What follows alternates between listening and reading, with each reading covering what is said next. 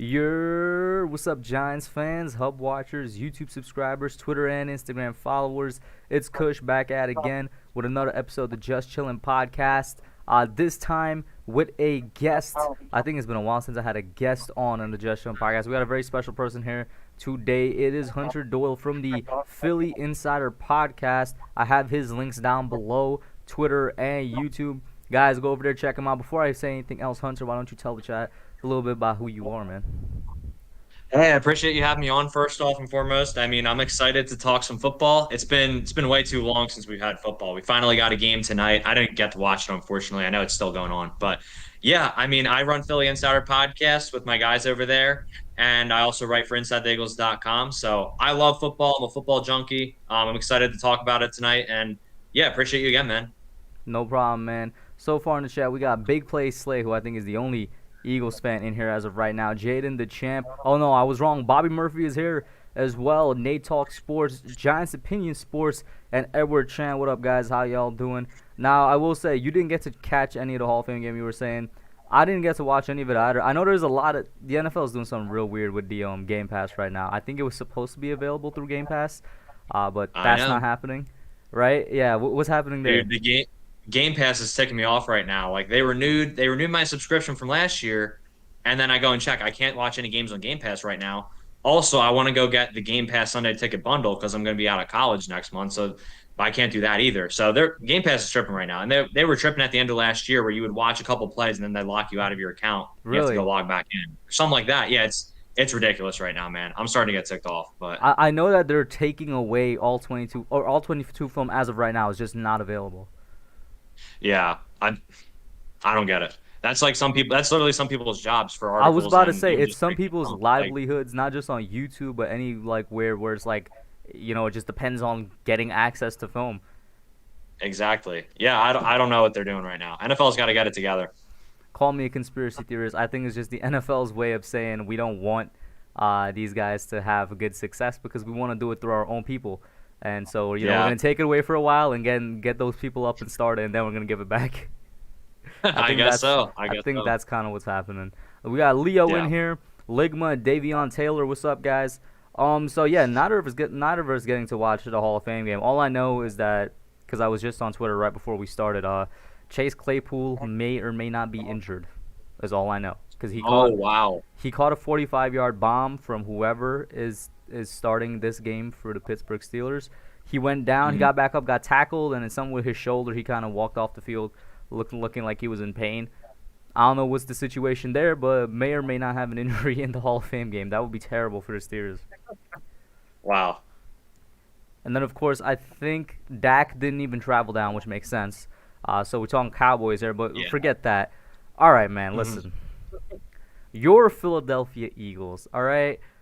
Give me a rundown, first of all, what you guys' offseason was like, draft, free agency, all that. Yeah, a great question, man. I mean, this is obviously a franchise-altering offseason because you're changing quarterbacks, you're changing coaching staffs. Big deal right there.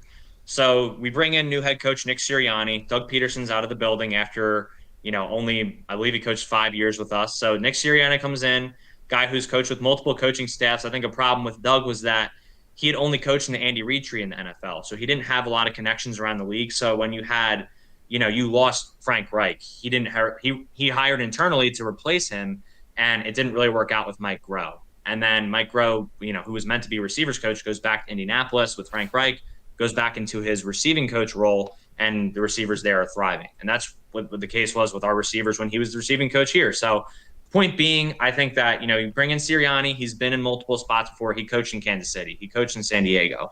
So they feel good about him. They like the energy he's bringing, kind of a new culture to implement with this locker room, but not too different from Doug Peterson's scheme, just different terminology.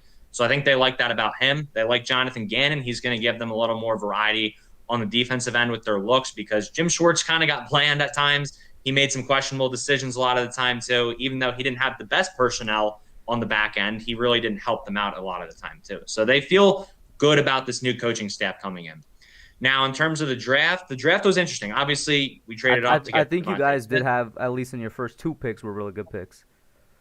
I agree. I think this was a good draft this year. We said that about Hy Roseman last year too. So I know a lot of people are saying this was one of Howie Roseman's best off seasons, but I think we got to wait and see how it plays out because this has happened with Howie before, where we've had great draft, great off season overall, and then it doesn't really work out. For example, Nickel Roby-Coleman last year got absolutely torched in the slot position, and he was supposed to be our starting slot corner last year. So I'm not going to buy into it yet, but I did like the moves we made. So obviously Devontae, I like Dickerson. Obviously, if he can stay healthy, he has the potential to come out of the draft as a top 20 talent, in my opinion. I mean, he's just that good.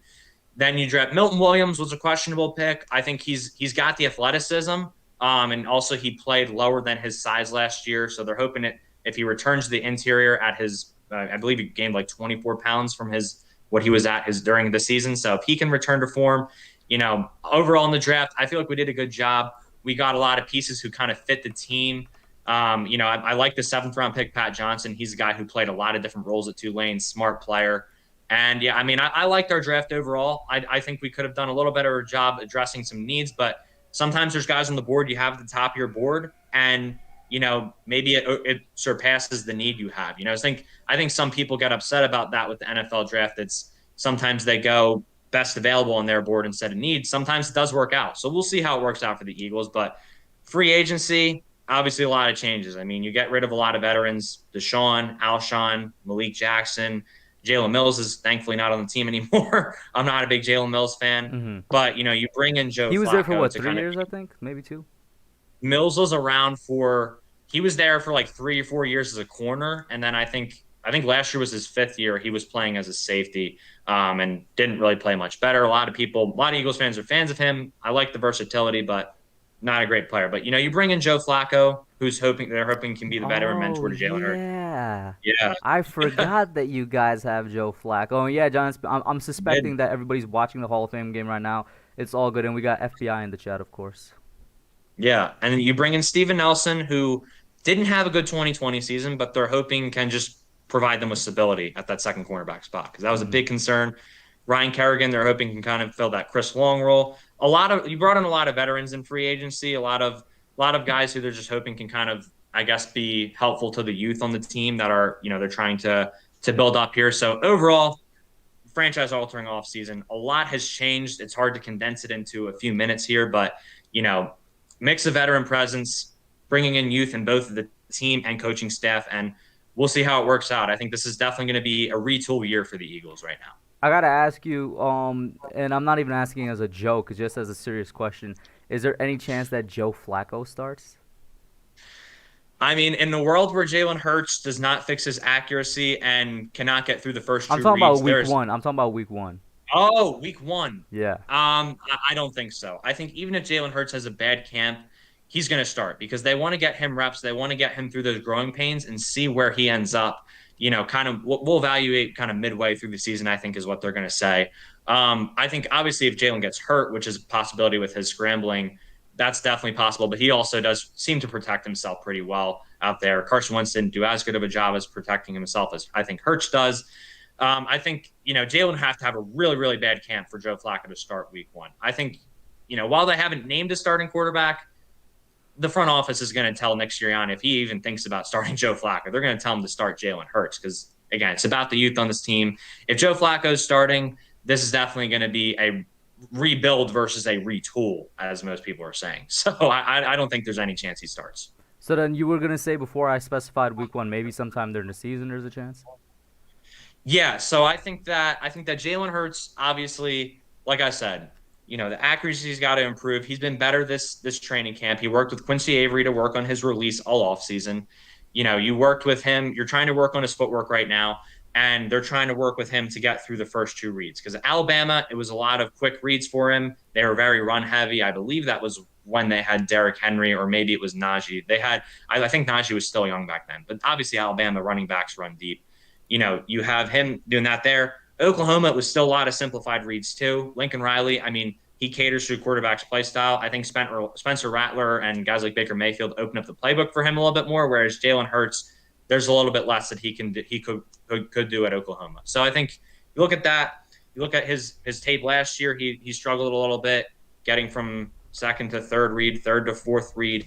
So if he does not improve on that and he really, really struggles throughout the season, I think Joe Flacco ends up starting at some point. But I think that even with Jalen Hurts' struggles, I really believe that Nick Sirianni's potential scheme is going to limit the mistakes he's going to be able to make, because I think he's going to do his best to make Jalen Hurts comfortable this year.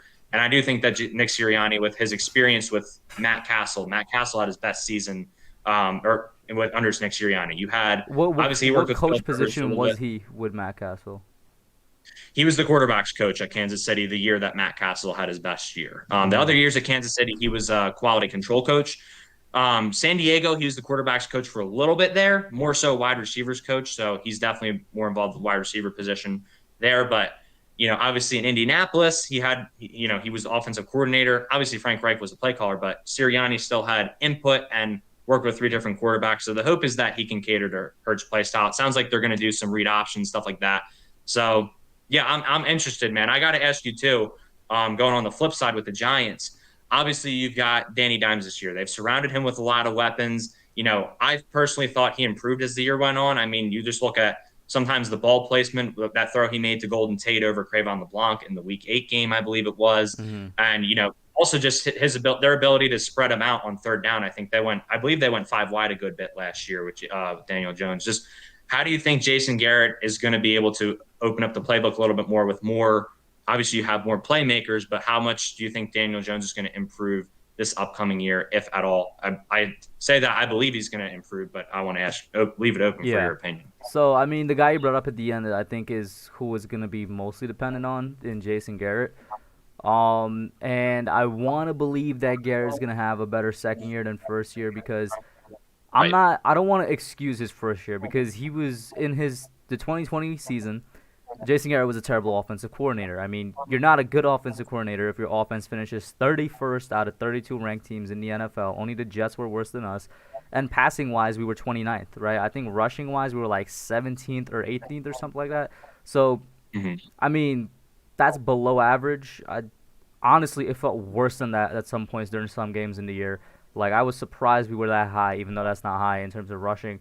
But I'll say that. So he does have some things going for him, though, that happened last year. For example, Saquon going out.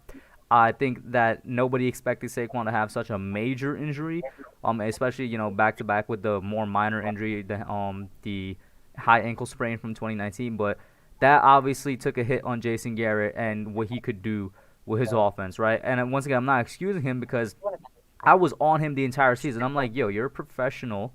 You're an offensive coordinator. You've been in the league for like 20 years or something like that, and you Right. can't adapt your scheme to function without Saquon. And it seemed like he couldn't adapt until the second half of the season. Until we finished the season 5-3, and it seems like things were clicking a little bit more. But I'm just like, you're taking way too long, as somebody that's Right. supposed to have the amount of experience that you have to try and adapt this offense, right? Another thing that he has going for him was the fact that our wide receivers didn't really get that much separation. But this is something that goes hand in hand.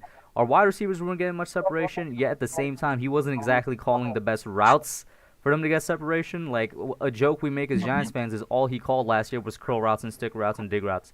Like, that was it. He didn't call anything more complex than that. It seems like he was allergic to the slant, allergic to double moves, just anything and everything that could possibly mean that these wide receivers get separation, or like wasn't something from the 80s. Like, he just wouldn't call it, right?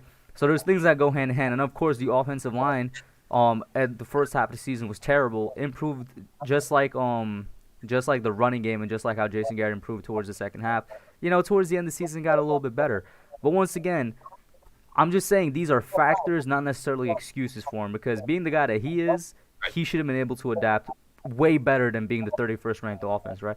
So I think Daniel Jones and Daniel Jones' improvement, and I do think he has the potential to improve, is going to be very, very much hinged on how Jason Garrett changes up this offense. And we did bring in a couple of guys to sort of, I feel like oversee is the wrong word.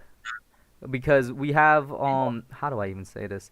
We have, we promoted our tight ends coach, Freddie Kitchens, who's obviously is a former offensive coordinator for the Browns. And much like Jason Garrett, as an offensive coordinator, he was pretty good.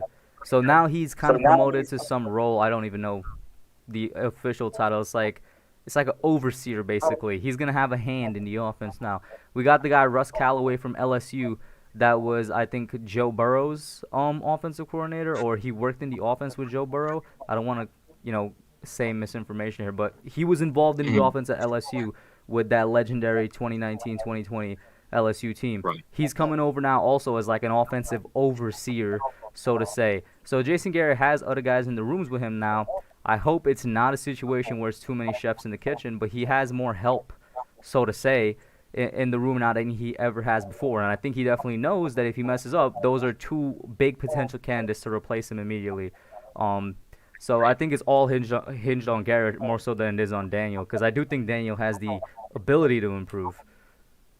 Right. And I mean, I have to ask you too. You guys bring in Kyle Rudolph, who I believe, a little banged up right now, but if he's on the field, that's a blocking presence you're going to have. It's unfortunate Toilolo got hurt because he's a good blocker too.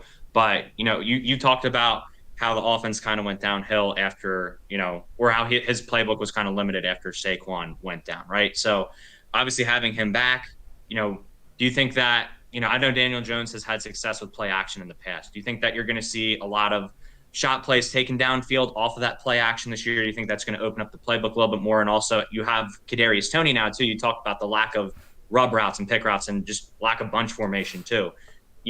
If Kadarius Toney gets a rub route, I mean, he's not even a guy who really needs a rub route, but if he gets a rub route and gets a little bit, his defender gets knocked a little bit, obviously he could be off to the races. So, and you have other guys there. You have Sterling Shepard, who I believe is going to return to the slot this year, and obviously your big he does his best work in the slot, so I'm very happy about him going back in there.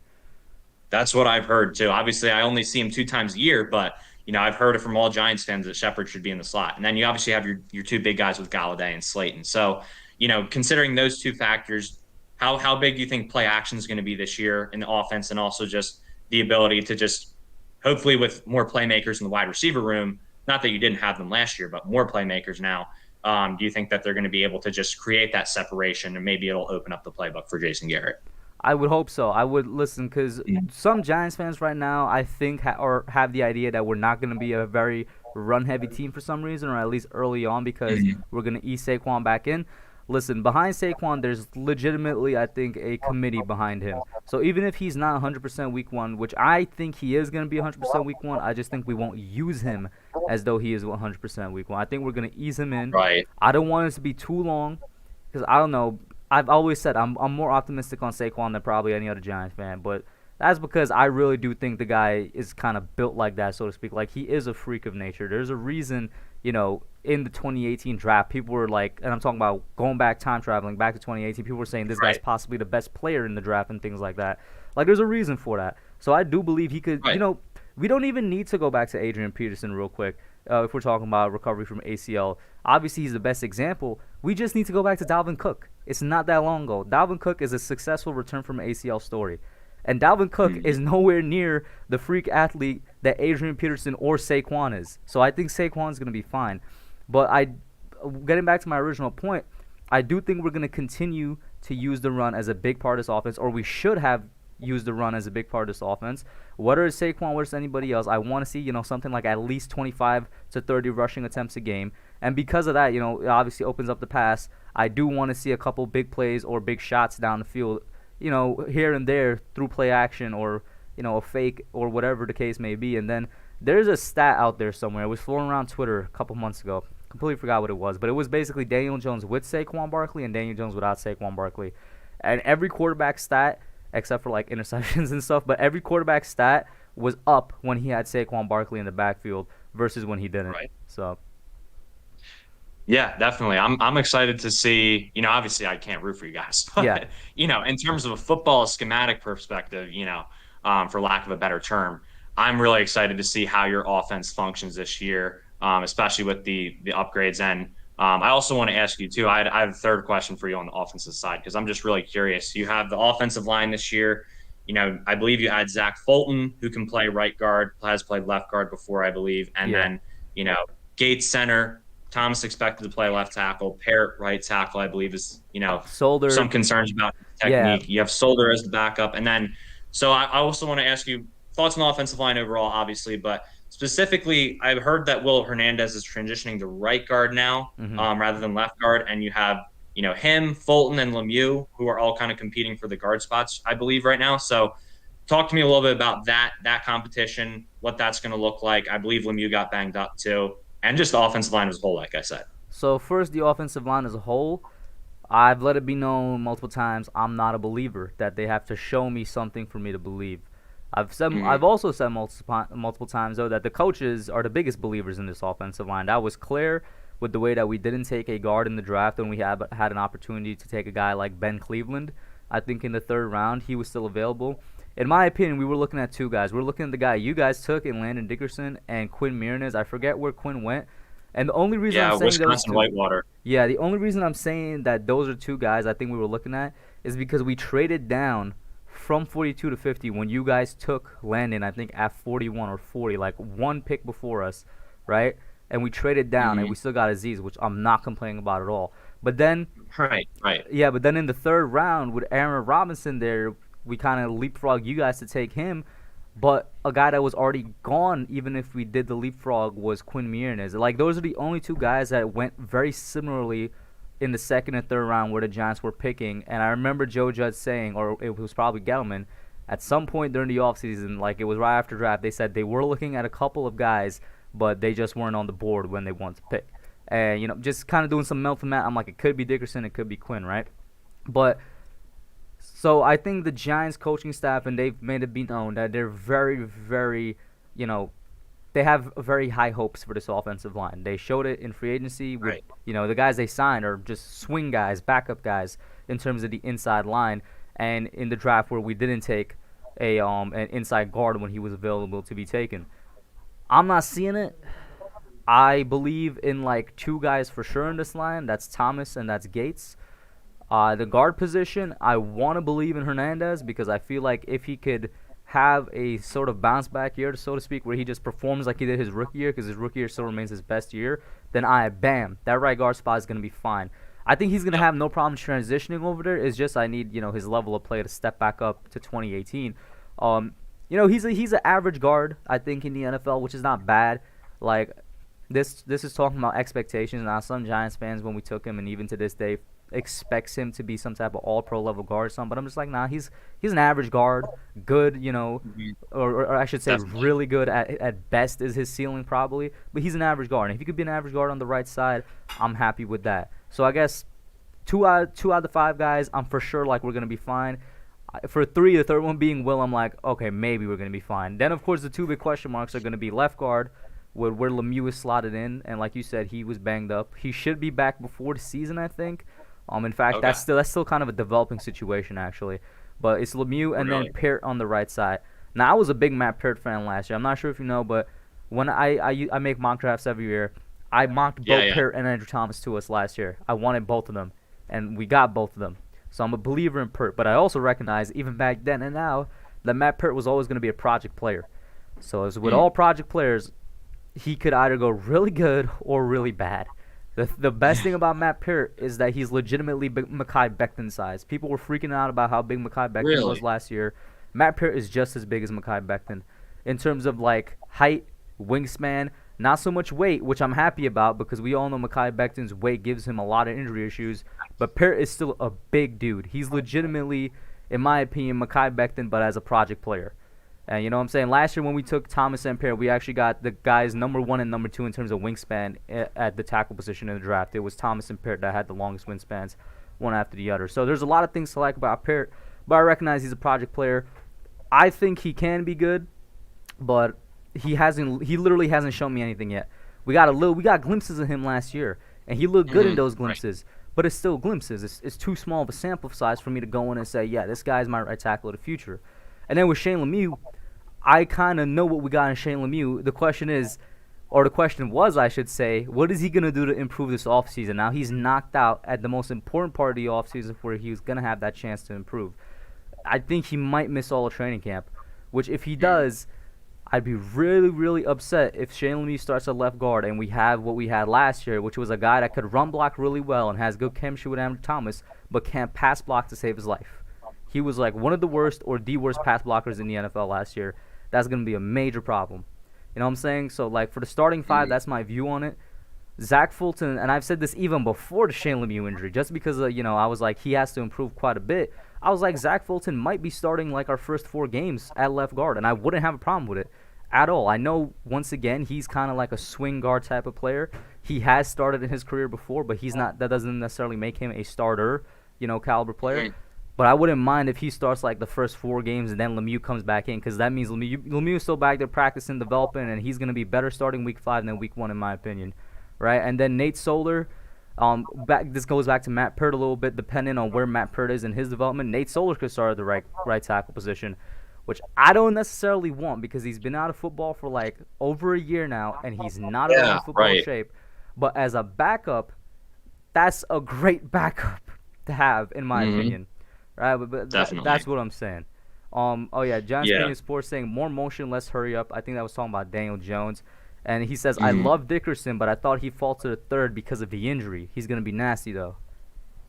Facts. Yeah, I have to agree. I mean, this is a guy who I believe he has experience at all 5 positions on the offensive line. He's not. I don't think he's gonna play all 5 in Philadelphia, obviously, but definitely the heir to Kelsey when Kelsey leaves, and you're gonna have him possibly take over for Sayamalo at left guard as the year goes on. We'll see. I'd say Sayamalo's a very solid player, but Dickerson has that ceiling to where if he gets healthy throughout the year, he could definitely start at one of the spots. Brandon Brooks is a right guard. Obviously, he's elite when he's on the field. He's one of the best players in football that people don't know about. But Dickerson's definitely going to be a player in the league. It just really comes down to his health because those leg injuries, we do have more medical information than we had in the past, like you were talking about with Saquon. Thankfully, we're in a day and age where it's not the end of the world if you have guys coming. It's not like you're just relying on an Adrian Peterson situation, like you said, right? It's very not. I'm not going to say it's easy because it still takes almost a year, maybe a little bit less, maybe a little bit longer, depending on the situation. But it's definitely easier to recover from those leg injuries that Dickerson has had. And he also started, I believe at one point he started 24 games straight at Alabama. So there is hope there. But yeah, I mean, no matter which team he had gone to, Eagles or Giants or other, this guy is just so I really want him. I want him a lot. Yeah. No, and I feel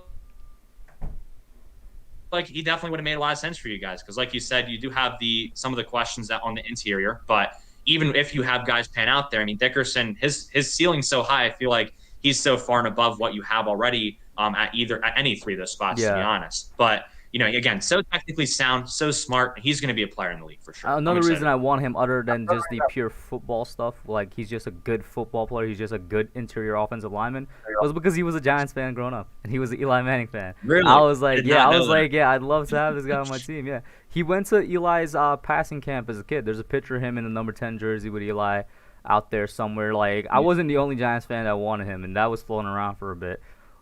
Giants Fan Sports saying Peart is the GOAT. Listen, man, I hope he's the GOAT. He better be the GOAT. Right. I mean, there's a lot riding on him and the entire offensive line for that matter, actually. So, yeah, you guys had what was it last year? We had the scare with Matt Hennessy, who was the Temple guard, played in Philly. Temple obviously plays at the Eagles Stadium, but I believe he was a Giants fan growing up too. And we were like, Eagles media kept asking, like, would you even play for the Eagles, stuff like that. But it's crazy, man. Nah, so yeah, what do you think about our O-line then? Where you agree and disagree with what I said? Oh, I lost you for a second there. Yeah, you're coming in and out. I thought it was incorrect. Yeah, I was saying, what do you think about our O-line then? Where you agree or disagree with what I said?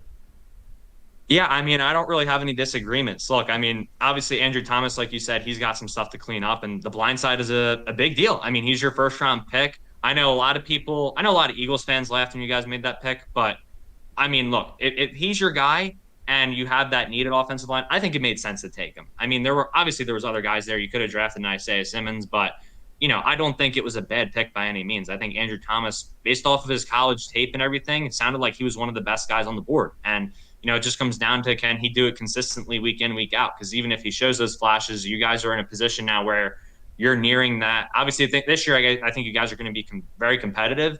And, if it isn't this year, then next year, you guys are going to be in a position where you're probably looking to contend in the play, not just go to the playoffs, but do something in the playoffs, right? And you're real quick on Thomas, I'm not sure whether you know it or not, but another reason I'm so high on him was you were saying, based off the college tape, he was one of the best.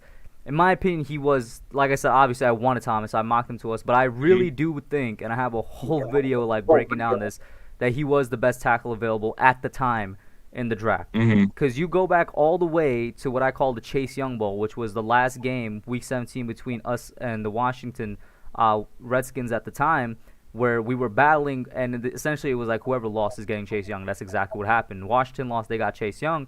All Giants fans were all right with it because we were like, all right, we'll get Andrew Thomas, because at the time he was regarded as the best left tackle in college football, or tackle in general, because he played right his rookie year, I think. And then literally all the way up until the draft combine, Thomas was the consensus number one tackle. Draft combine is where we got Tristan Wirfs. That's where he popped up.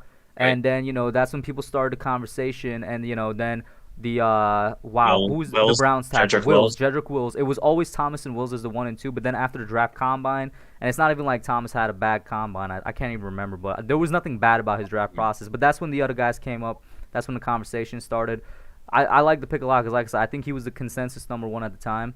And Thomas played, you look at the circumstances, he played on an injured ankle all year, and he's still down the stretch improved with an injured ankle, which I think is really big, because if he's playing on 2 healthy ankles now, I think that automatically is just a good thing for him. He's automatically going to improve. And then stability. We went from Mark Colombo to Dave DeGuglielmo to kind of Joe Judge towards the end as well, because then Googs didn't even come back. So he kind of had like 3 O-line coaches, so to say. Exactly. Yeah, and now you've got Rob Sale in there. Like you said, the stability is big. Andrew Thomas, again, like, obviously the blind side is a big part of making your quarterback comfortable. I mean, that's probably one of the biggest positions on the offensive line. And, just talking about Daniel Jones last year, I know, I'm sure you hear from Eagles fans that he's trash, all this and that. Like, I'm sure you get it all the time. Yeah. But when your offensive line struggles, and you also have 3 different offensive line coaches with a young offensive line too, it's really hard for a quarterback to not start anticipating that and for their mechanics to get thrown off. I mean, look, Carson Wentz had a lot of issues last year. A lot of them are on him, but I also think that was part of it. I mean, the offensive line was not stable. Probably. And to be fair, he ran himself into a lot of sacks too. It wasn't all on the offensive line, but at the same time, there are plays where, for example, we didn't really have the same starting line from week to week. I think maybe once we did.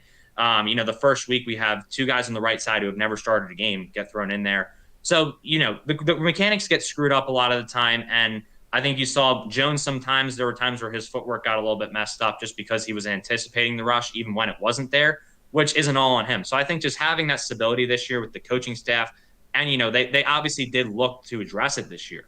I think that's a big part of, the offensive line coming into next year. So I pretty much agree on everything. I think you also have to consider with the Giants offensive line that while it's young, you're looking for these guys to make improvements from year to year. So while, maybe they didn't address every single thing there, maybe the improvements will address maybe some of the concerns there. So I think that's a big thing for the Giants offensive line. And I got to ask you about yours, because when I had Philly Notion on and Bobby Murphy, who's constantly in the chat, they always say that the Eagles have the best line in the East. And the thing that they point out was from 2 years ago when you guys had the best, if not, one of the best, if not the best line in the NFL. And I'm just like, yo, I respect that and I recognize that, but you realize that's 2 years ago, right? Like, even if you have the same players coming back, they aged, they got older. I'm pretty sure it's going to be, it's a different coach. So I'm not sure if there's necessarily a different blocking scheme, but it's different coaching. And you know what I'm saying? And these guys are coming off injuries as well. I'm like, there's so many things that happened in those 2 years. Are you sure that you're the best line? Yeah, I mean, going off of that, just to address the coaching too, we did retain. There were 2 coaches we retained from the Doug Peterson staff, which was one, Jeff Stoutland, who has been here for a while and has worked with a lot of our guys, and we've really seen a lot of progress, especially Jordan Mailata, who was a rugby player a couple years ago. And then we retained Aaron Moorhead, who's our wide receivers coach. Actually, weird enough, through a coaching change, we've switched wide receiver coaches pretty much every year, but he was one of the coaches who stayed. So. Anyway, going back to the offensive line, I think the injuries are the big thing for me because, look, we have one of the best right sides in football when healthy. Lane Johnson's obviously one of the better right tackles in the game. I think you could, he's had his struggles against DeMarcus Lawrence here and there. He did pretty well against him a couple years ago, but past few years, DeMarcus Lawrence has played well. And then you have Brandon Brooks, who, again, like I said, one of the best players in football. But look, Brandon Brooks has had season-ending when we signed him to his big contract, he'd only had 1 injury. Since then, he's had 2 season-ending injuries. Yeah. Last year happened before the season even got underway.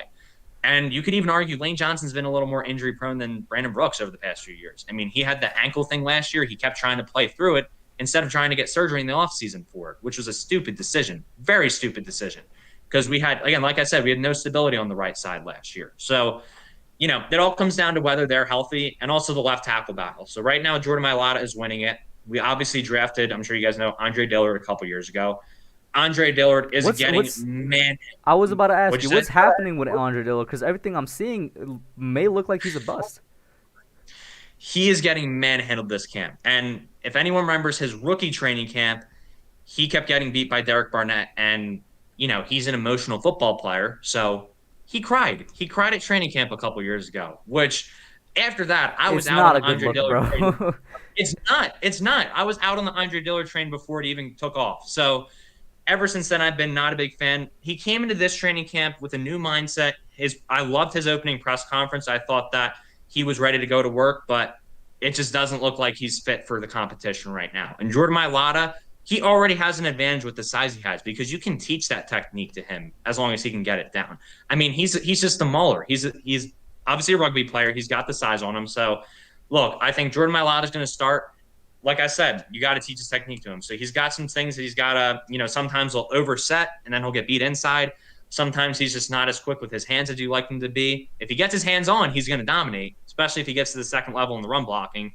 But, there's some things he's got to clean up, and that's a little bit of a worry with protecting Jalen Hurts blindside in his first year. But other than that, I mean, interior, Kelsey's a warrior. He's not been too banged up. He's obviously a Philly legend. I'm not worried about him. He communicates all the pass protection I think he's and all been that. the only And then, consistent one, but if he is the only consistent one yeah, again this year, that's a problem. yeah, exactly. He was the only guy who I believe, started every game last year. And there were times where you could tell he wasn't 100%. But, you have Saymalu, who's at left guard. Again, like I said, he's the weakest link of the line, but that says a lot because he's still a really above average player, I would say. He was our third round pick, I believe, 2016. So he's going to provide some stability there. He played a lot of the games last year, too. But, yeah, it really comes down to whether they can stay healthy. I think they're a little more fit this year. Last year, COVID and What about everything. age? How much does age play a factor for the Yeah. main guys like Kelsey, like Johnson and stuff like that? Yeah, it 1000% plays a factor in it because I think as you've seen Lane Johnson, I mean, early in his career he was healthy. He just missed a lot of games because he kept taking PEDs all the time. Mm-hmm. And Brandon Brooks, again, like I said, only one injury up until that contract he got paid, and then he's had two season-ending injuries since then. So it's definitely a factor. Jason Kelsey, I mean, I think it's his last year, so I don't think he's going to let anything knock him out of the game. Mm-hmm. Obviously, there's some injuries you can avoid, but it definitely plays a factor in it. Our left side of the line's a little bit healthier, but you still saw Andre Dillard go down before last year even got started too, which was a problem. Then you had to bring in Jason Peters, who that was a disaster his last year in Philly. But yeah, I think this year, like I said, COVID was a big factor last year, and just a lot of guys, no preseason, everything. I think a lot of players around the league got hurt, and we ran through a lot of offensive lines. Whereas this year, I feel like our backup five could be a starting line on like a rebuilding team that could win a few games. I think that's how good a depth we have. So I am confident in them, but again, it's a world of difference without the right side of the line. So then I'm gonna ask you then, give me where you'd put them. So like I said, Philly Notion and Bob Murphy, they believe you guys have the best line in the entire league. Give me if you agree with that when healthy, and where you would put them if there's say like one or two guys are not healthy. Yeah, I love Bobby. I love Philly Notion. Those are the dudes. But look, I think you look at the Colts offensive line. I mean, they had a down year last year, and they were still a top 10 offensive line.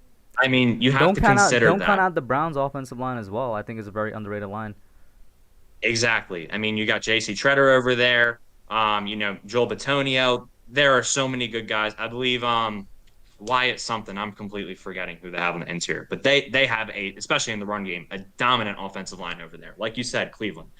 Thank you for mentioning that. So, look, I think they're a top 10 line when healthy for sure. And it depends on consistency and all that. It depends on, obviously, with Jason Peters in his prime, the left tackle position, I would say they could compete for a top 5 offensive line. But based off of last year, based off the injuries, giving them top 10 right now, if they're not healthy, they are a middle of the pack offensive line. That's just the bottom line because last year, I mean, it is a testament to Jeff Stoutland because last year they had a terrible season as a group, but they were still ranked, I believe, 16, 17 in most categories. So that is impressive. But again, it's like I said, world of difference. So they're a middle of the pack offensive line, What top kind of 20, if not. offensive line do they need to be for Jalen Hurts to be a good quarterback? Yeah, Do you I think think, that. real quick, I don't mean to interrupt you again, but I was going to Yeah, say, do you think that middle of the pack is enough for him to be a good quarterback, or does he need more at this point in I his think career? it. Yeah, great question. I think it can be enough because I think you're going to see him. I think they're going to try to get the ball out quick with him. That's what Sirianni did in his 3 years in Indianapolis with the three quarterbacks he had. Not as much with Andrew Luck because he was advanced, but that's what he did with Matt Castle. Matt Castle didn't get sacked very much early in his career, and same with San Diego. So they're going to try to get the ball out quickly. They're going to try to be a run heavy team. I mean, I know a lot of people are saying they're going to focus on the pass, but the Eagles are going to run the ball a lot, especially with Other Jalen than, I Hurts. was going to say, yeah, so other than Mhm. Miles Sanders, so you're saying Jalen Hurts, Miles Sanders, who's the second running back? For you to be a run heavy team in this league, I think you need that second running back. Absolutely. I think it's definitely going to be Kenny Gainwell. I know a lot of people are saying, look, he's a middle round pick. He's got to make the team. I had Kenny Gainwell graded as a third round guy. I think there's a case he's the third best running back in the class. I'm not saying he is, but I Mm-hmm. think there's an argument for it.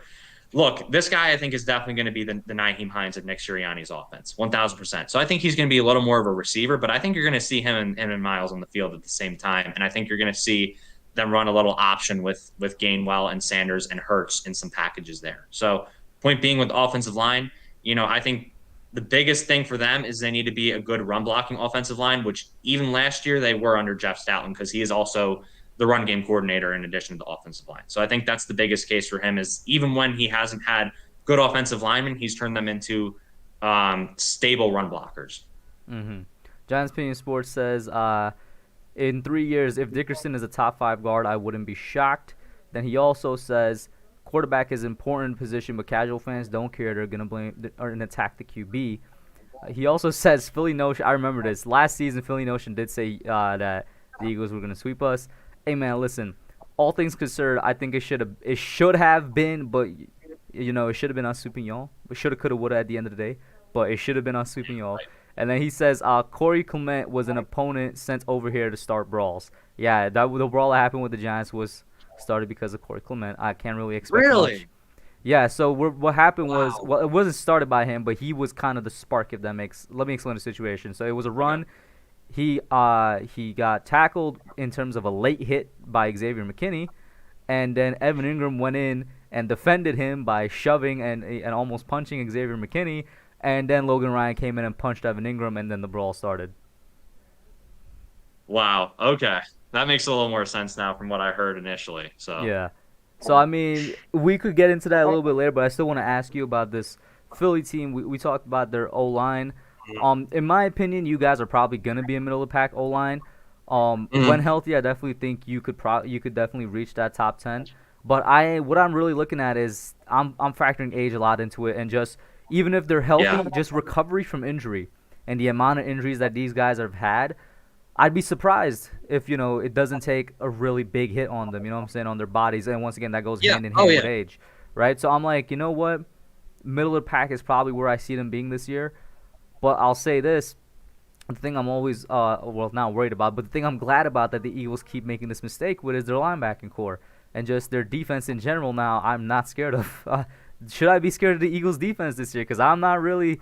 There's nothing over there when I look at it, and previewing games way too early. I'm like, nah, I think we'll be fine against their defense.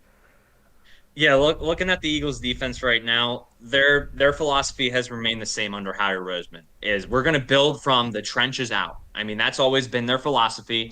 Look, I know a lot of Eagles fans are saying, "We got Eric Wilson. I mean, we're going to have a veteran linebacker." Look, here's my thing with Eric Wilson. Eric Wilson is a solid veteran linebacker. He's good enough to be a star. Obviously, he's going to be the immediate starter at either the Mike or the Will. That's just the fact of the matter. But, a lot of people look and say, man, he had 115 tackles last year or whatever it was. He's a really good run defender. He had a lot of those tackles because the teams ran the ball right up the gut at him. They ran towards his whatever side he was on, they would run the ball at him because a lot of times, a lot of the tackles he would make, he would be already falling to the ground, getting plowed by someone and help out on a tackle. That's at least what I saw with the film. He's more so here for his pass coverage. So I think you got to consider that with Eric Wilson. Under Jonathan Gannon, defense as a whole, I am excited about it because, like I said, Jim Schwartz, it was very bland. He stuck to his guns. He tried to make his players fit his scheme. Whereas I think you're already seeing Jonathan Gannon. He's implementing 3-4 looks right now. they're going to run the 4-3 under where they have, it looks like a 3-4 a little bit, but you're really just having one linebacker in the stand-up position. So they're going to use Ryan Kerrigan in that role. They traded for Jannard Avery at the deadline a couple years ago. They traded a 4th-round pick for him. Really good rookie year with Cleveland. All his sacks that year came in the stand-up role, I believe. And since then, he really hasn't worked in the hand in the dirt role that the Eagles have run with the 4-3. So I think considering that, they're switching over. I wouldn't say they're switching to a 3-4, but they're switching over to more of a multiple look defense. So I think that will help them.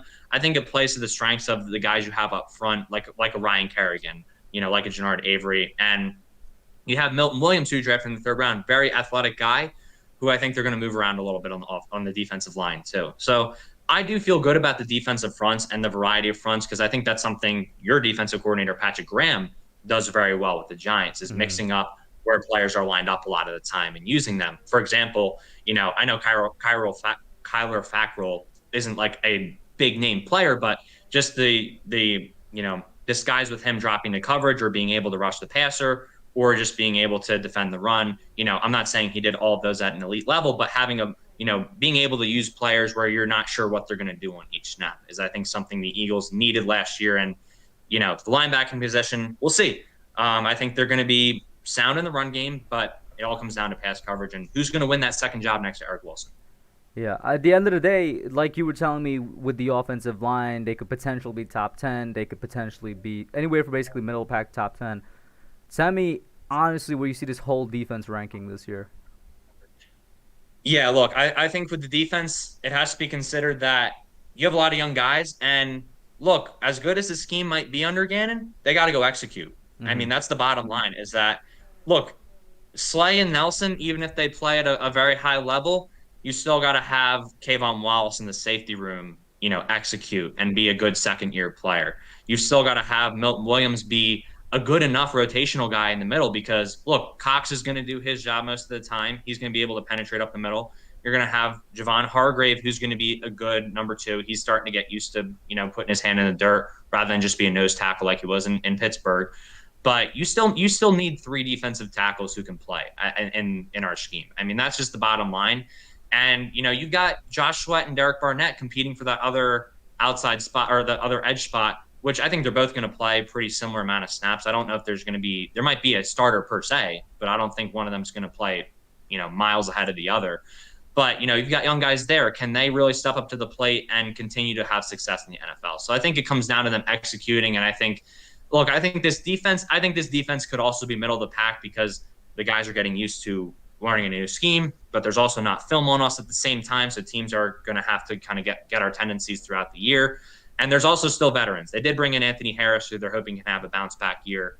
And I think that Steven Nelson, again, like I said, look, coming off of a bad year, but he's a lot better than throwing our young guys into the fire at corner. So depends on that. Depends on health too with a lot of these guys, because we don't have a ton of depth on the defensive side. But I see us finishing middle of the pack. Probably, I think we can finish top 20. I think we can. But I won't be surprised if the first year is a disaster. But I do think that Jonathan Gannon has a lot of potential, because he's a guy who has been a quick riser in the coaching industry. People think that he's going to be a head coaching candidate sooner rather than later. So that's why they tried to find guys on one-year deals who fit kind of his Mike Zimmer-esque scheme coming over from Minnesota a couple years ago. Mm-hmm. Shout out to John Spina Sports, man. Thank you for coming in here. He says, love both of y'all. Everyone go sub them up. I got to run. I'm in demand. Thank you for tuning in, man. Once again, all of his links are in the description. Papa Lou, what's up, man? He says, Hub, is it me or does Haskins always have a skip or some kind of throwing motion or jump to his throwing motion?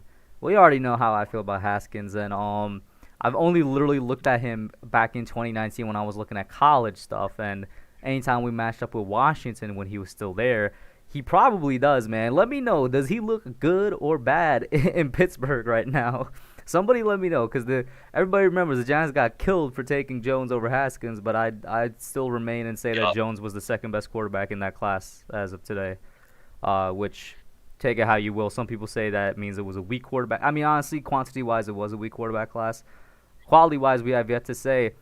And to be honest, bro, has Kyler Murray really done that much more than Daniel Jones throughout their first 2 years in the NFL? Kyler, I mean, their rookie years, in my opinion, are pretty evenly matched. Because if Jones played all 16 games, I think he would have broken the rookie touchdown record. You know, he had 24 and 12 in 12 games. Mm-hmm. Kyler, I think, did win Offensive Rookie of the Year. He obviously has a bit more of a Yeah. run thing to him. But through their first 2 years, I honestly think they're almost evenly matched. Yeah, man. Looking at Kyler Murray, I mean, it kind of the second year, Daniel Jones going into his third year, obviously, but the second year improvements they had on offense, you add a D Hop to that group, right? You guys add Kenny Galladay, who I'm not saying he's D Hop, but he's that boundary X receiver you need.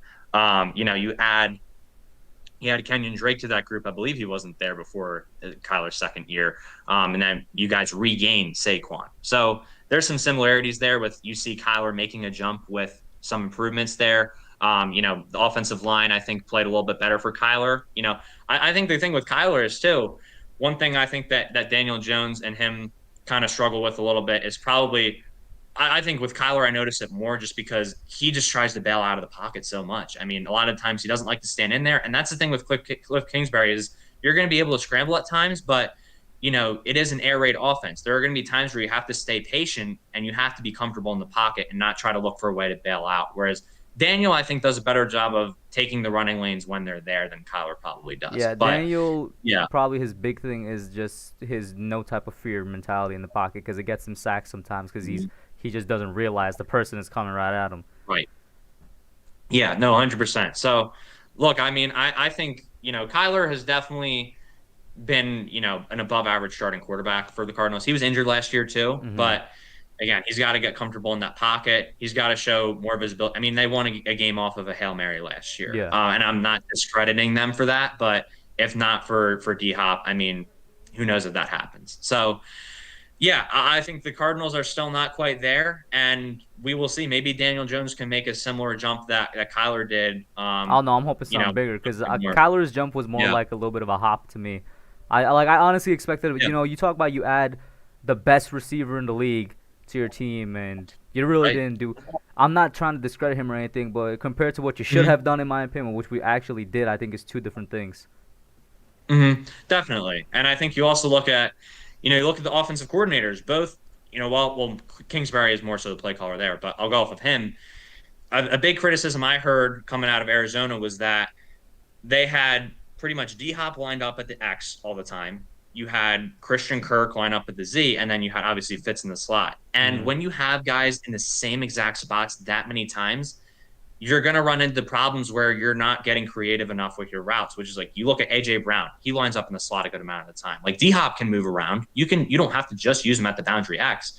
And I think you look at the Giants and you have Kadarius Toney who has the ability to play all three spots, and you have Shepard who has obviously he'll probably stick in the slot, but has played other spots before. And obviously you have Slayton who's played. I believe he's played both outside spots as well. So you know I think that definitely works to the Giants' advantage. Whereas, Kingsbury did get a little bland with his route concepts at times. Shout out to Tracy in here, and then Papa Lou says, not super biased, or not to be super biased, but Daniel's throws are beautiful when he's got a chance to put the ball in the right place. His preseason throws, this is back in 2019, he's talking about, had me sold. I know it was preseason, but still. I remember, yeah, that preseason had everybody sold, bro, because he had a great preseason debut. Like, he started off, I think, like, 11 straight passes, no incompletions. And to be fair, yeah, he had a pretty great rookie year. It goes back to, the second year, there was a step back in terms of production, and there's a lot of reasons for that. But I'm right there with Hunter when I say I think he improved mechanically. I think as the year went on, he Yeah. got more comfortable in the pocket. He made definitely better decisions from game 1 all the way to game 16, in the second year. So there were improvements. And what's up, Viz? It's just me and Hunter. By the way, guys, go check him out. His links are in the description. He is a Philly Insider podcast. He runs the Philly Insider podcast. He's obviously an Eagles fan. We've been talking Giants Eagles and just now a little bit about the 2019 draft. But to get back to Giants Eagles, so you said that your defense could be finishing potentially, top 20, right? So that's average, below average. Your line could finish anywhere from average to top 10. So then tell me overall, where do you see the Eagles doing this year, man? Great question, man. Yeah, I think the Eagles could range. The reason I laugh is because they could really range from a lot of different points. Now, I see them winning 7 to 8 games. That's just where I have them at. I think 7 to 9 is also fair. I think that this team, look, there's going to be times where they win games because teams just don't have a lot of tape on them. Then when they adjust back, there's going to be times where the young guys don't execute. like I said, and the coaching staff, I think people forget, is so young. While they're bringing a lot of energy and a lot of different things what we like to the team, they're going to be learning on the fly. Nick Sirianni, it's his first year as a head coach. Look at Doug Peterson's first year as a head coach with Carson Wentz. I mean, they only won 7 games that year. They went 7-9. That's around the year you expect for this type of team. And I mean, again, like I said, young guys, especially in the wide receiver room, outside of Devontae Smith, we got to see who steps up there. There's a lot of question marks on the roster. So I think that considering that 7-9 wins is where I expect them to fall. Floor, I think, is 5-6 wins. If Jalen Hurts absolutely falls off of a cliff, then maybe we'll win 1-2 games. But I say 5-6 because I feel like maybe Joe Flacco could win us a few more too. And again, like I said earlier, I do think that Nick Sirianni's scheme is going to be able to help out Jalen Hurts and compensate for some of his mistakes at times. And I think, unlike when Carson Wentz started to struggle last year, you're going to see, looking at Sean McVay. I love to use this example because Jared Goff, I don't think, is a great NFL quarterback, but you see McVay rolls him out and makes the reads condensed, and he makes it easier for him. He spreads it out for Jared Goff when need be. Only time Jared Goff really struggled was when he didn't get the look he wanted initially, right when he snapped the ball, or he got pressured. So I think you look at that. McVay had a lot of success with him. I'm not saying Sirianni is the next McVay, but I think that he can help out Jalen Hurts in that regard. So I'm hoping for that to be the floor, 5 or 6 wins. I think the ceiling, I find it tough to stretch to 11 wins. I think 9-10 is the ceiling. I don't see us winning 11 games, but just because I think, again, young team. But yeah, that's kind of around where I see the team falling. How about you? Where do you see my birds falling this year? Well, I'll be honest, you could call it Giants bias, something like that, but I think 9-10 is way too high for y'all. Especially in the NFC East, you got to consider the NFC East matchups. 9-10, I might think is a little high. Now, you did say initially 7 or 6 wins, which I think 7 or 6 might be y'all ceiling, because there's a lot of stuff happening. I really do think it's a retool, not full-on rebuild yet for the Eagles, and it remains to be seen whether they should go for a full-on rebuild. But it's definitely a retooling year. It's a second year with a quarterback that I just don't know where he's going to place yet, if he's a starting quality quarterback, if he's just a guy that is going to be there until the Eagles acquire a starting quality quarterback, whatever the case may be. It's a guy that I don't really know anything much about, so I don't have too much confidence in him. A line that we were talking about earlier, we don't know if they're going to be healthy, and if they're not healthy, that's going to be a big problem. With a defense, in my opinion, that has quite a few holes in the linebacking and secondary. I know you guys added Steven Nelson recently. But Steven Nelson, in my opinion, at his ceiling is like an average cornerback, that is. I think more realistically he's maybe a little bit below average, but I'll see. I actually see you guys like around 5 or 6 wins rather than 6 or 7. Like I said, it could 100% be Giants bias. I could just be hating on y'all, but that's where I see y'all. Yeah, I think that's fair. I mean, like you said, there's a lot of unknowns coming into this season. I'm not really on the Eagles fan train where we're going 12, 13 wins right now. I think that's a little bit delusional, to be honest. I think everything would have to work perfectly for that to happen. But no, I think that's fair. While I do see us probably around 7 to 8 wins, you have a point. There's a lot of unknowns. There's a lot of youth. There's a lot of injury concerns. And it's just hard to really, really project where Jalen Hurts is going to, be as a quarterback this year. Shout out to Calvin in here, our local Arizona's fan. I'm not sure I'm going to assume he was talking about when you were talking about Arizona, where he says spot on Hunter with how they were dealing with their wide receivers. I'm guessing he's talking about Viz. I'm not going to read that out loud, but you know where to find me, bro. And then FStar08 says 3-5. Wow, 3-5. Jesus, that's pretty low. Dang. But I'll say this to kind of flip it a little bit in terms of where I see the Giants finishing. I've been pretty consistent with this. Yeah. I've always said around 10 wins, I think, would be like 11 is our ceiling, but I realistically see us getting like 9 or 10. So kind of what you were saying for the Eagles was what I see for us. Okay. Yeah, definitely. And I guess I'll get my opinion on your record too. Yeah, I kind of see you guys. I think your ceiling, I could see 12 wins as your ceiling for sure. I think there's definitely a reality in which you guys finish with 12 wins. But I kind of see you guys falling in between 9 and 11 in terms of realistic expectations this year. I think that you guys are definitely going to be up there to compete for the division. Again, like I said, the big reason I believe in you guys is, there's a lot of improvements this year, but Patrick Graham is really, I think he's in my rankings, he's the top defensive coordinator in the East. I think Jack Del Rio is really good. but I think he has better personnel, and I think I was that gonna Patrick say, Graham's yeah, Graham did so much last year with what was supposed to be honestly like a 15th ranked exactly. defense, maybe 16, 17. Exactly. And you add in Aziz Ojulari, who's that pure pass rusher you need. You add in As long Adoree as you guys Jackson find it as your exactly, second and if he can cornerback. stand the field. Yeah. Not to mention, I mean, if worse comes to worst, you have Isaac Yadam, who is, I would say, he's a He's passable he's option. I. He's like average Yeah, at best, but he got better as the year went right. on. Exact. It's not Corey Ballantyne. So Hmm. there's that going for you. But, I think he did more with less personnel last year. And I think his personnel was very disciplined too. I think that's the big thing I see with the Giants is, and I also think you guys aren't going to just run. Last year was a lot of zone coverage, I believe. I think you're going to run more man this year. You have Darnay Holmes in the slot who can do a We lot yeah, too. like you look at Um, Aaron Robinson and Adoree specifically. Those yeah, guys, when you sign and draft, they're better at man than zone for sure. exactly. Yeah, Robinson really good at man. And I don't think Rodarius is going to play a ton this year, but I'm excited about his future as well. So I think that Patrick Graham is really the selling point for me. I think he gives you guys a legit shot to win the division every single year. But floor, I would say, is probably around where I see the Eagles realistically finishing. So I see your guys' floor as the Eagles' kind of regular point. So I think it's around 7 to 8 wins. But I don't think you guys are gonna. I don't think you guys are gonna reach the floor. I think Daniel Jones is gonna play better than expected from Eagles fans at least. But Yeah. I think you guys are gonna be a very solid team for at the least. How do you think Saquon's gonna be this year? Do you think he's gonna like? Is he gonna be a healthy scratch? Is he gonna be healthy? Is he not gonna be healthy? And like I said, for me, I base it off of the more recent guy in Dalvin Cook, where I'm like, come Mm-hmm. on, man. There's no way Saquon can't recover if Dalvin Cook recovered. Yeah, right. I agree with you, man. 100%. I mean, like you said earlier, you know, Dalvin Cook, or like you just said, now Dalvin Cook recovered very well, and Saquon is built different, literally built different. I mean, this dude is literally out here holding medicine balls, bouncing on that yoga ball thing too. Hmm. Like I mean, and then running like a running back with a football with the medicine ball. I mean, he is unreal. So I think that with the medical technology and everything they have today, he's definitely gonna be able to recover. I see him playing a lot. I see them feeding him a good bit.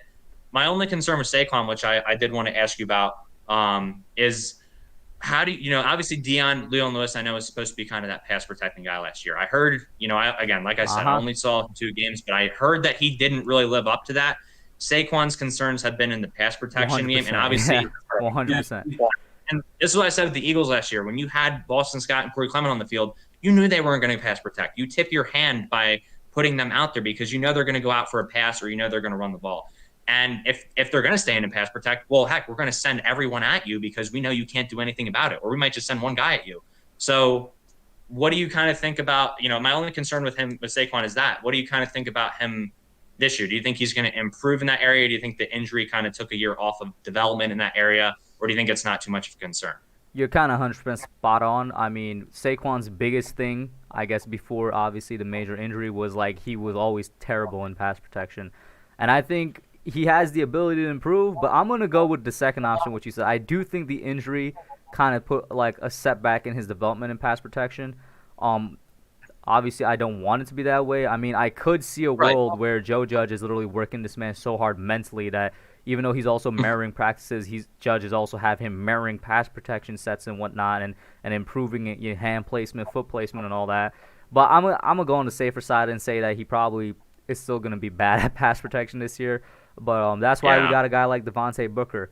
Devontae Booker is better in Yes. pass protection, and Devontae is honestly a really good running back backup. He's better than Wayne Gallman, who last year had, I guess you could say, quote unquote, breakout year, signed with the 49ers. Yeah, I like Wayne. Wayne is a really good running back, and I do think Devontae is better than him, and that's essentially his replacement. So once Mhm. again, I think we got him as well because he's good in pass protection.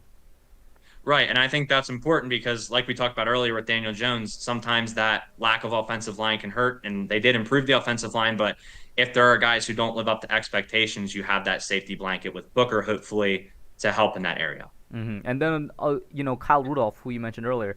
Kyle Rudolph is a guy now Right. that's known for his pass protection, which is great. I mean, from 2017 to now, he's been one of the best pass blocking tight ends in the league. I think Kyle Rudolph is Hmm. just more so just a really good balanced tight end because before that, people forget, before 2017, because that's when he really started work on his blocking, he was known as a Right. receiving tight end. So that's why I Exactly. like the Kyle Rudolph signing so much. And I had a video a couple months back where I said he may have been our best signing low key in the offseason because people look at him and think, oh, we just signed him so that he could, protect the quarterback, so that he could get involved in pass sets. I'm like, y'all really forget this man basically built his career off of being a receiving tight end. You know what I mean? So yeah. Right. Especially as a red zone target too. And that's what, speaking of red zone targets, we were terrible in the red zone last year, and that was obviously a point of focus this year with the offseason. Not only with Kenny Golladay being technically the top receiver on the market because Aaron Robinson never hit the market. He just kind of got franchise tagged. Right. Galladay, I think, is a number one. He has to stay healthy, and, of course, there's an injury concern right now with him, but he's a big red zone target. Kyle Rudolph is a big red zone target. You know what I mean? We definitely put emphasis on that this offseason. And shout out to Durant. He says, I'm digging Hunter as a reasonable Eagles fan. Well, check him out. His link's in the description. Appreciate it, man. Wow, mods, if you could take care of that, man. I'm assuming that's Ligma. I can't tell. But please, mods, take care of that, man.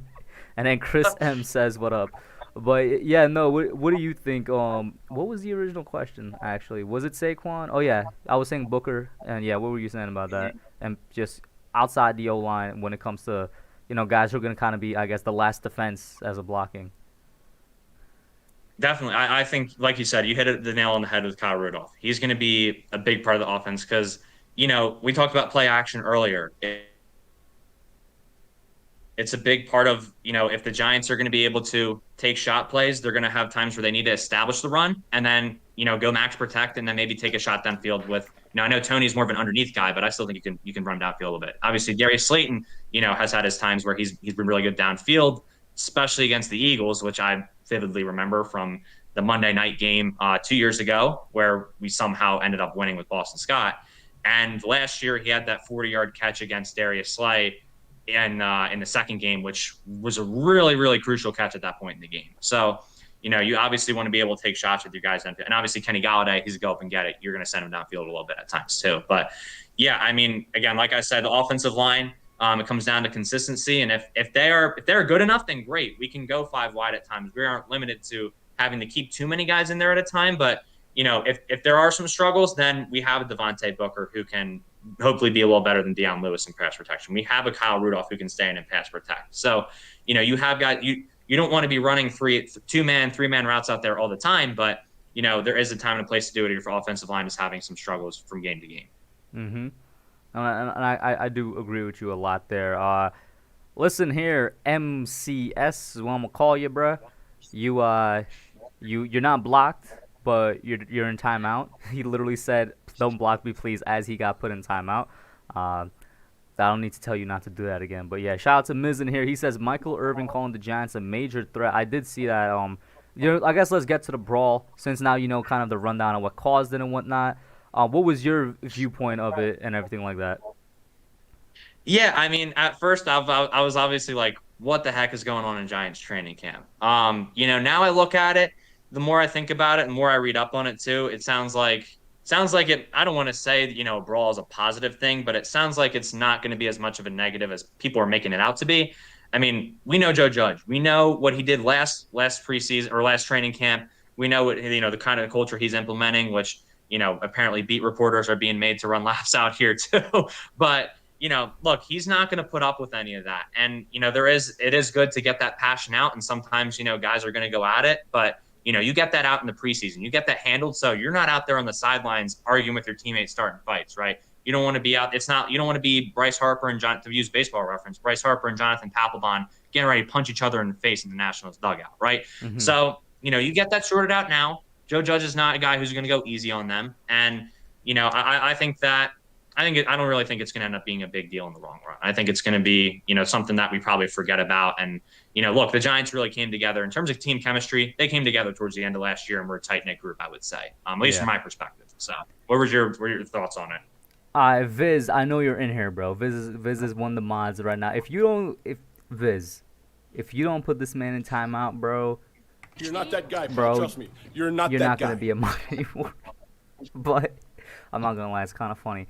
But in terms of the brawl, like you were saying, it's I don't want to say necessarily that it's a good thing because I don't want anybody to get injured, and that's how I framed my video. I'm like, I never want a fight to happen in training camp, but it wasn't a Yeah. bad thing because immediately when I saw that the brawl happened, I immediately the first thing I thought was, oh, they're defending their guys, man.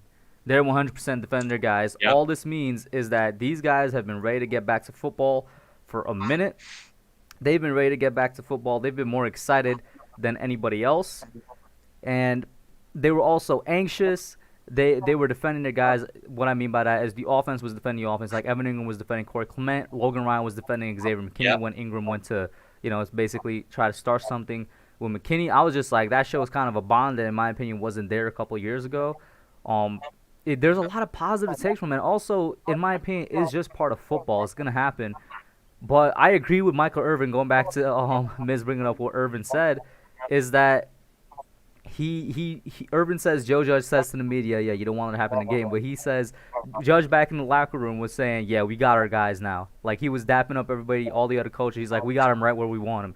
We got them at a point where we're gonna play hard for this football team and be a very passionate football team, which I agree with. So that's why I'm like, yeah, I like that from it. 100%. Yeah, I don't really have anything to add to that. I couldn't agree more. hmm Is there anything interesting happening at Eagles camp? Not necessarily a brawl, but anything interesting? Devontae's going to be out for a couple weeks, so we're not too concerned about that, but that is an issue. I mean, the most interesting thing is that Carson Wentz is out 5 to 12 weeks, and we don't know if we're going to get our first round pick now. That's the thing that's been on everyone's minds as of late. So that's something that we're not really excited about. But I do think it's apparently 5 to 12 weeks from the surgery, so we should be good in good shape to at least get a shot at our first round pick. We don't know how the snaps will play out and everything 70%, but that's been the big story. Jonathan Gannon mixing in the 3-4 in addition to the 4-3 base defense has been the big story, and Andre Dillard. I mean, those have been the big things. Trying to think of anything else. I mean, the only other thing I can really think of is probably the running back room. And apparently, I think we're going to probably keep 5 running backs. Jordan Howard has been getting a lot of reps. Boston Scott's been getting a lot of reps. And Kerryon Johnson took a big pay cut to stay here. So he's probably going to get a spot. You drafted Kenny Gainwell, and obviously we have Miles Sanders. So it's going to be a crowded running back room for us. Those are the big things. And actually, I had a question I wanted to ask you, too, about the Giants running back room is that this is more of an under the radar type thing, not something that's going to necessarily impact wins and losses a ton. But I remember reading up on Gary Brightwell around draft season that this is a guy who, special teamer, not just known for kick returns and all that, but he can play in punt protection. He can, go tackle guys out on kick returns and stuff like that. So what are kind of your thoughts on, obviously you have to keep a fullback too with Elijah Penny and Gillespie, and you have Clement there, you have Booker. I know you have Platzgummer, I think, is the other guy, the international guy who's going to be a project, probably more of a camp body. But how do you see their running back room playing out? Do you think Brightwell gets a spot because he has that special teams ability? And I was literally talking with Kibble about this on the Young Guns podcast yesterday. I honestly see, so I think Saquon is a lock, obviously, and I think Booker is a lock, obviously, as well for the second running back. It comes down to that third one, right? And it's like, I think we're only going to run with 3 plus a fullback, so technically 4 running backs. I think we're only going to run with 3 actual running backs, though. And I really do think it's between 3 guys. It's between Alfred Morris, who we recently re-signed. Right. And I think he's a great under-the-radar guy to potentially make the team as a third running back just because he was good with us last year being a second and third running back. You know what I mean? Like, you couldn't really ask for more from him in 2020 given the position and, where he was on the depth chart, what he was doing for the team. So I like him a lot because of that. Corey Clement, for obvious reasons, mostly the agility, the speed, and the receiving ability, I think, is what's going to put him up there. And then with Brightwell is the youth, is the fact that he's built like a bowling ball. He could potentially be a guy that power rushes, but as of right now, he's more of a slasher back, quick type of slasher back. But it's that special teams ability, I think, that might put him above everybody else. That special teams ability, because you all know Joe Judge loves special teams. And for good reason, that could potentially win him a spot, but it's a 3-way battle. Definitely. And like you said, Joe Judge, former special teams coach, special teams can win or lose you games, and people don't realize that enough. I mean, look, if you don't have a good enough punt team and you give up a couple touchdowns a year, that could win or lose you a couple games. I mean, those Look at possessions are the, valuable. I think it was the '09 or 2010 Chargers. They were the best team in the league to never make the playoffs in NFL history. They had a top 5 defense and a top 5 offense. Why did they not make the playoffs? Because of their special teams. Exactly. Exactly. I mean, one block punt, one fumble on a punt return changes a game like that. So, yeah, it really, it does come down to that for some positions. And I completely understand when you have, a couple guys who are close, one of them's got special teams ability, you're going to keep one of them over the other. So, for example, we had a guy, Rudy Ford, last year who literally, I think he had like 6, 7 tackles the first 3 weeks, all on special teams. He didn't play a single snap on defense. And, obviously we sucked the first couple of weeks, but, him just being able to control that field position battle and help out did help us stay in those games those first couple of weeks. Duran says Carson Wentz brought his injury jinx to Indy. Did he leave some behind with what happened with Devontae? Oh, 1,000%. I mean, the Eagles' injury curse will be never ending. So, And I got to ask you this real quick because Carson was supposed to be that guy, and it just turned out You're not that that guy, he pal. wasn't. Trust me. You're not that He guy. was supposed to be the Eagles quarterback for like the next 15 to 20 years. He was your second overall pick for crying out loud. You guys gave up a fortune to get to him, to draft him in the first place. How do you feel in general with the way that whole situation ended? Like that kind of yeah, really. I don't want to say it came out of nowhere because people made jokes about it after Nick Foles won the Super Bowl, but it's hilarious in an ironic way that the jokes came to be. Yeah, I feel very sour about it. I was a diehard Carson Wentz fan. Look, the guy came to my church. I mean, he's a great dude. Did a lot in the Philadelphia community, and obviously has a lot of talent. It wasn't on display last year, but we've seen it before. The guy does have talent, and with the right situation, I think he's a very good quarterback. But it sucks, man. I mean, obviously the Jadeveon Clowney thing sucks because while Carson has not played well against the Seahawks in his career, he had a lot of confidence at that point in the season, and I would have loved to see him play that full Seahawks playoff game. And it kills me to this day that we didn't get to see that because that injury was not even his fault. That was just something that happens. Unfortunately, Clowney speared him in the head, and I don't even want to say Clowney did it on purpose. I did in the moment because I hated Clowney, and he's done stuff to Nick Foles before too. But I think it was a bit of a bang bang play, unfortunately, and. After that, the Eagles go out and draft Jalen Hurts out of the blue. I mean, did not expect that to happen at all. And I feel like a lot I of think people, kind of Carson- like with the Aaron Rodgers situation, I feel like a lot of people realize, oh, that might actually solidify something here. Yeah, and I think you look at the Aaron Rodgers situation too. I mean, that guy is an established NFL quarterback. And I'm not saying Carson wasn't a legitimate starter, but he already had his backup win a Super Bowl years before, and I think that definitely got into I think that affected his psyche for sure. I'm not saying that's an excuse for him because he should have just went out there and balled out. But the injuries last year, obviously the drops have been a big issue for Carson Wentz's targets throughout his years in Philly. You look at just the way the offense was run with Doug Peterson and Mike Groh at times, and on that there was a mental lot aspect as well, I think him Yeah. performance-wise never really reaching back what he was in 2017 definitely took a hit to him mentally as well. 100%, because I think he knew he had to live up to that again. And after the injury, for one, he wasn't quite as mobile, and then not to mention the reason he stayed healthy through all those sacks last year was because he added 20 pounds, but that also affected his mobility, which is why obviously Jalen Hurts is mobile, but we saw a massive difference between him and Carson in terms of being able to extend the play. So yeah, I feel real sour about it. I love Carson. I'm not one of those Eagles fans who wishes he does terrible. I do wish him the best in Indy, and I think it was best for both sides to move on because I think that it's good for him. I He'll mean, be for with crying Frank out loud, Reich. you guys had a shrine to Nick Foles and a statue of Doug Peterson. I mean, this is where my Eagle hates is going to come in. I'm going to just let you know. I thought it was always a extremely stupid decision to have a statue of Doug Peterson outside and then the shrine of Nick Foles in the locker room. Immediately, I was like, what are y'all doing, bro? Yeah, no, for real. I couldn't agree more. I don't get it. If you want to do that, years down. Also, not to mention most teams, get statues statues are a big thing. They Yeah. shouldn't be something you just throw out there. I know Like Doug, Bud and then the Light. dude, literally a year later, is no longer your coach. Yeah, I know exactly. I don't know. I know the whole Bud Light thing. I know that they sponsored the statue and all that, but still, I didn't love it, and I think it definitely affected Carson. I think there was a lot of stuff that got in his head, but I think it's good. He's got a fresh start there in Indy.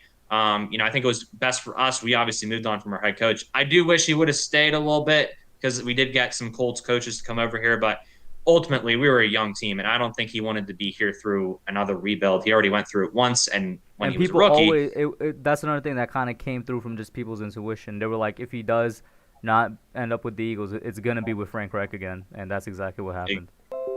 exactly. Yeah. And I think you see Mike Rowan over there, like I mentioned. He's the wide receivers coach. Even Press Taylor, who I criticized a ton, who's the quarterback's coach for Carson, he went over there. I think the biggest thing with Carson, too, is that while I do love him, he has a little bit of a type A personality from what we've heard. And while that can be good for a quarterback sometimes, there were times where he wasn't necessarily willing to make the mechanical adjustments. Like, for example, a lot of times on throws to his left, he's pigeon toeing. He's not pointing his foot towards his target, which is resulting in a lot of bad throws. Both his interceptions in week one in that horrendous second half came on throws to his left.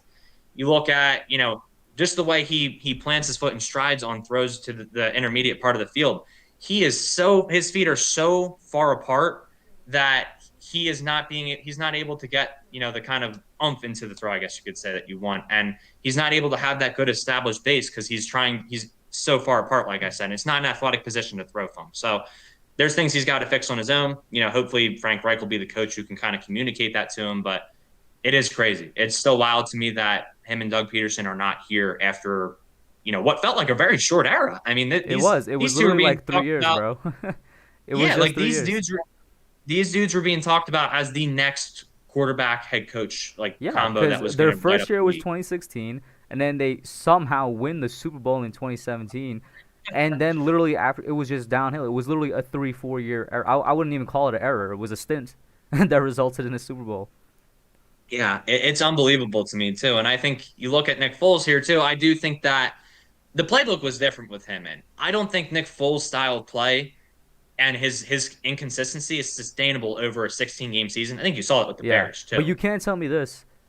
Obviously, we both agree it took a hit on him that Foles won the Super Bowl. But another thing, bro, come on now. Right. 2018 playoffs, he almost, looked like he was going to do it again.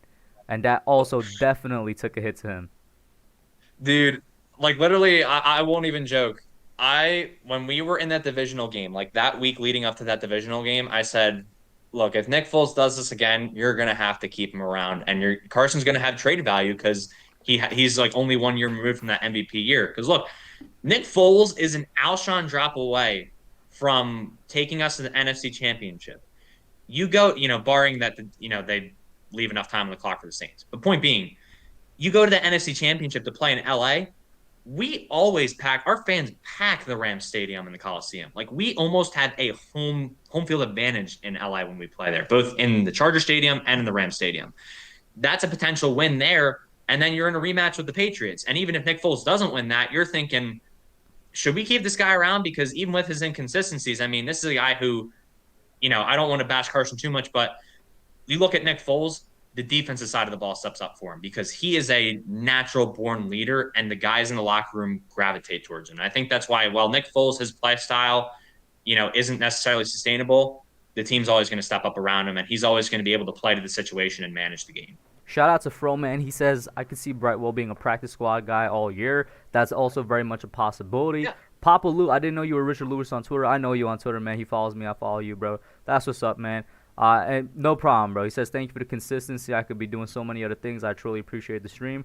To be honest with you, I planned this stream with Hunter at the beginning of the week, and I really did completely forget the Hall of Fame game was today, but it still worked out because, well, the NFL is kind of being weird right now with it's not available through their website and whatnot, so there's that. Well, Vance, what's up, man? How you doing? And, yeah, Papa Lou says you're probably the smartest Eagles fan I've ever had on. I'd probably agree with that. Where were we with Carson Wentz and Nick Foles and whatnot? Oh yeah. So yeah, with Carson Wentz in Indy now. Yeah, I don't think you guys are getting that first round pick. I think he might be out for a while, and it's actually kind of sad. I mean, I never felt bad for him because obviously he was the Eagles guy, but now I do feel bad for him because like every time he's running into an injury, man. Definitely. And yeah, so I was doing the math. basically what I did was I took the Colts' average offensive snaps the past 3 years, and I looked at how many snaps per week. So they're around like 70 snaps per week usually. And with that math, he would have to. So he's expected to miss 5 to 12 weeks from the surgery, which was believe earlier this week that he had it. So he'll miss 4 weeks in August, first week of September, and then second week of September is prep for game one. So he'll miss those 6 weeks. So if he comes back around week 4, which would be 10 weeks, which is between that 5 and 12 range, we could have a shot at the 75%. I don't know if you know, the condition is 75%. We get the first round pick. 70% with playoffs, we get the pick. So 75%, he'd have to come back around week 4. Week 5, he'd probably have to come back. And then we'd only really have a shot at the 70% condition, and it would be really cutting it close. You'd have to play like every snap, and who knows if they're in the playoffs in week 17, if he doesn't play, Eagles fans are gonna have a fit. But it's really gonna be cutting it close because that's weeks 10 and 11 of what is expected to be a 5 to 12 week recovery. So if it airs on the long end of it, there's gonna be trouble. And who's to say he doesn't get COVID? Maybe he gets injured again throughout the year and maybe misses the game.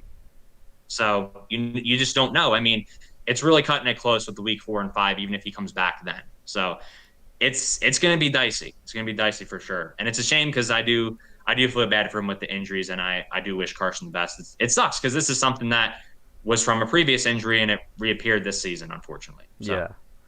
But I mean, hey man, do you have any other questions for me? That's really all I have for you.